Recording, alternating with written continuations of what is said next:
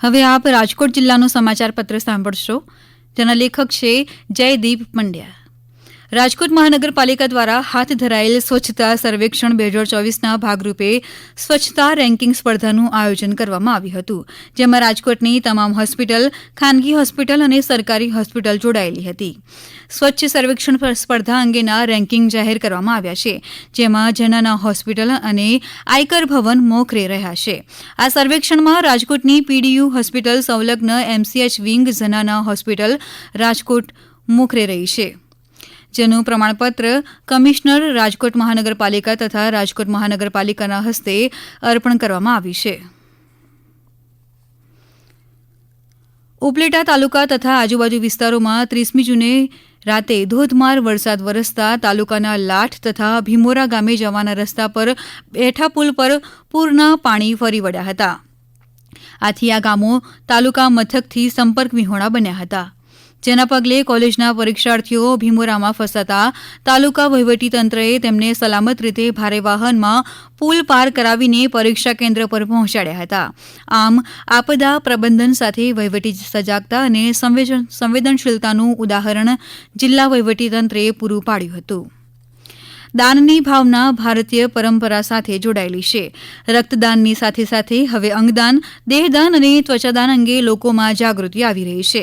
તેથી આ બાબતે સકારાત્મક પ્રતિસાદ જોવા મળી રહ્યો છે. ત્યારે રાજકોટની સરકારી હોસ્પિટલને વધુ એક ત્વચાદાન મળ્યું છે, જે પ્રશંસનીય છે. થોડા દિવસો પહેલા સુરાભાઈ વાજાભાઈ રબારી નિધન પામ્યા હતા. રબારી પરિવાર દ્વારા સદગતના અંગોનું દાન કરવામાં આવ્યું હતું.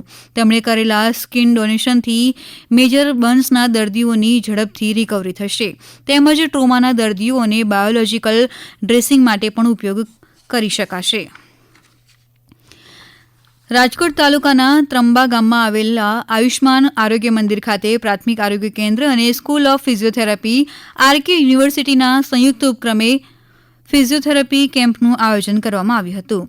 આ કેમ્પમાં આસિસ્ટન્ટ પ્રોફેસર ડોક્ટર નમ્રતાબેન દેસાઈના માર્ગદર્શન હેઠળ કમર અને સાંધાના દુખાવાથી પીડિત 26 જેટલા દર્દીઓને ફિઝિયોથેરાપી એક્સરસાઇઝ શીખવવામાં આવી હતી.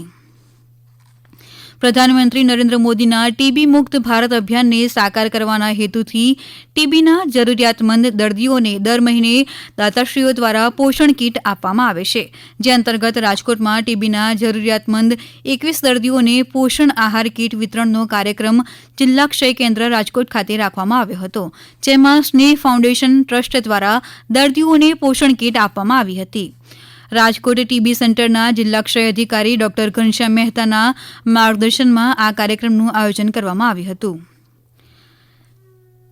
જિલ્લા સમાજ સુરક્ષા કચેરી તથા સૌરાષ્ટ્ર યુનિવર્સિટીના સંયુક્ત ઉપક્રમે રાજકોટ જિલ્લાના બાળકો, યુવાનોમાં નશા વિરુદ્ધ લોકજાગૃતિ કેળવાય તે હેતુથી senate hall Saurashtra university campus Rajkot ખાતે ડ્રગના દુરુપયોગ અને ગેરકાયદેસર હેરફેર વિરુદ્ધ ઝુંબેશના આંતરરાષ્ટ્રીય દિવસ વિષય પર એક દિવસીય સેમિનાર યોજવામાં આવ્યો હતો.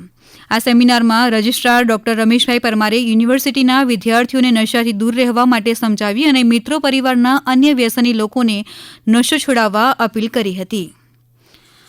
હમણાં જ આપે રાજકોટ જિલ્લાનો સમાચાર પત્ર સાંભળ્યો, જેના લેખક હતા જયદીપ પંડ્યા. આ પ્રસારણ આકાશવાણીના અમદાવાદ વડોદરા કેન્દ્ર પરથી કરવામાં આવ્યું.